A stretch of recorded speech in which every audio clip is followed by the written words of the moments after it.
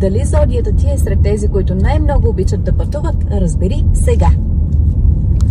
Ето кои са най-изявените пътешественици в зодиака. На първо място е Стрелец. Като зодия, управляван от Юпитер, планетата на голямата благодат и пространственото разширение, този знак е архетипният изследовател, чийто хоризонт е математически направо безкраен. Неговият стремеж не е просто физическо преместване, а когнитивно усвояване на нови култури и философски системи, задвижвано от огнената енергия. В неговия свят е тук и сега. Това е не само отправна точка към поредната непозната координата, където духът намира своята истинска свобода. Динамиката на меркуриански интелект е характерна за близнаците. Те са олицетворение на кинетичната енергия в зодиака, което е задвижвано от планетата Меркурий. От своя страна, в астрономията това е най-бързо движещата се планета около Слънцето. Тяхното пътуване е мотивирано от неутолима информационна глад и нужда от постоянна смяна на локалния интелект.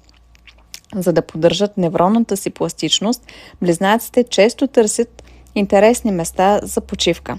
За тях пътят е медия, чрез която те събират фрагменти от реалността, превръщайки всяко кратко или дълго разстояние в интелектуално приключение. Водолеят под влиянието на Уран разглежда пътуването като акт на освобождаване на статуквото и изследване на екзотични, често недостъпни за масите дестинации.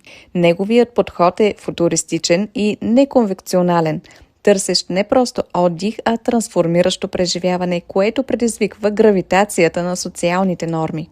За този въздушен знак светът е глобална лаборатория, в която границите съществуват единствено за да бъдат преминавани в името на прогреса и личната еволюция.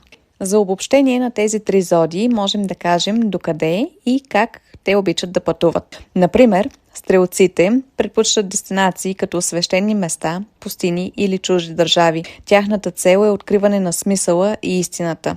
Често предпочитат да пътуват с самолет, коне или круизни лайнери. За близнаците, например, пък предпочитания транспорт са влакове, велосипеди или кабриолети. Най-често те посещават градски метрополиси, фестивали и библиотеки. Целта на пътуването им е обмен на информация и социален контакт. За водолеите предпочитания транспорт са туковиш кола Тесла, свръхзвукове сувалки или пък споделеното пътуване. Най-предпочитани локации са, например, Антарктида, технологичните центрове и екоселища. Целта на тяхното пътуване най-често е пробив в съзнанието и независимост.